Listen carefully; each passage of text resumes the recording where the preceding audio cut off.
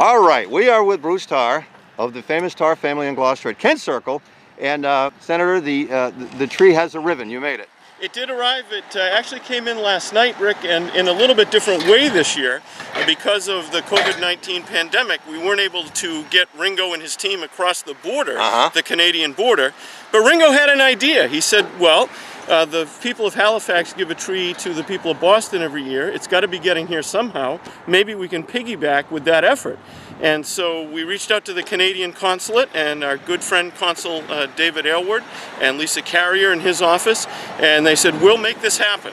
And so what wound up happening is the Halifax to Boston tree was actually going on a container ship, and they arranged for our tree to go on the container ship as well. So then Ringo had to reach out and find a way to get the tree from Shelburne to Halifax. I see, okay. And thanks to Joe Novello and Michael Quata and some of the folks on the Fiesta Committee that had some friends in that part of the world, they were able to find a trucking company that got the tree from Shelburne to Halifax.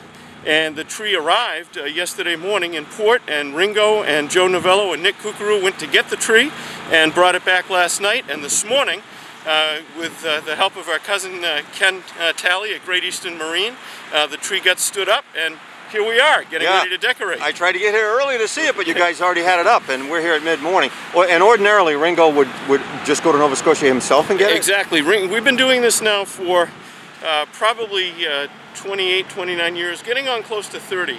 And for the first couple of years, the tree actually, the first year came by a truck that happened to be going from Shelburne to Gloucester.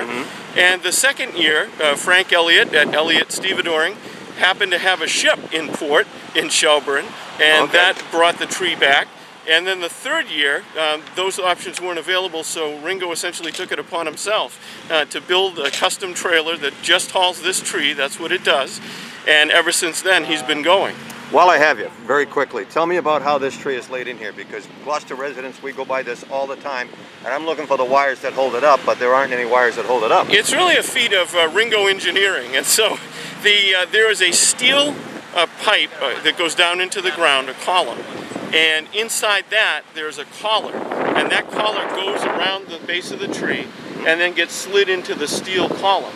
And so that gives us a lot of support. The column goes down probably 10 or 12 feet into the ground. And that's something you have to be very careful about, because you don't want this tree coming down, not only because it would be damaging to our spirits, but it also could injure someone.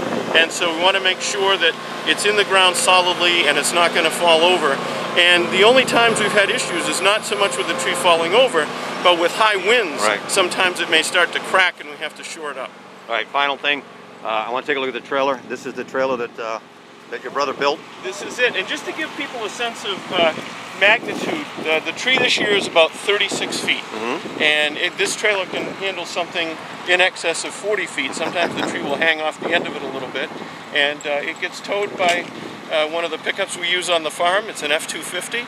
And again, Ringo's crew is usually, at least over the last decade or so, it's Joe Novello, again, who folks may know is the head of the St. Peter's Fiesta Committee. It's Nick Kukuru, who's a local electrician, and it's Ringo. And once in a while I get to go, but not all the time. I understand that.